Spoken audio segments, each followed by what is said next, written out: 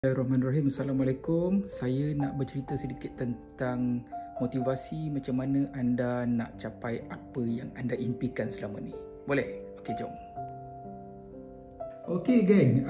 Apabila kita nak bercerita tentang motivasi diri, self-help ke, tentang macam mana kita nak dapat apa yang kita dah impikan selama ni. Pertama sekali, apa yang kita perlu ada adalah impian. Apa yang anda nak capai, apa yang anda inginkan dalam hidup, the goal, okay? Matlamat.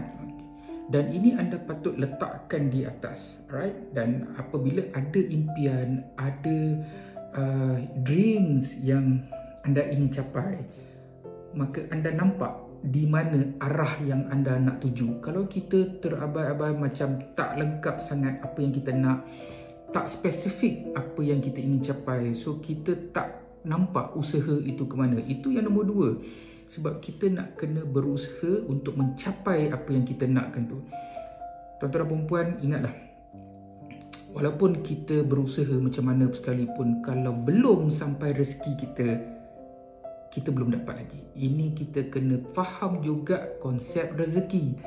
Allah Subhanahu Wa Taala yang bagi. Kita ni tak ada apa pun. Kita kena meminta, kita kena berdoa, kita kena berusaha untuk mencapainya. Tetapi terpulang pada Allah Subhanahu Wa Taala. Tapi jangan risaulah.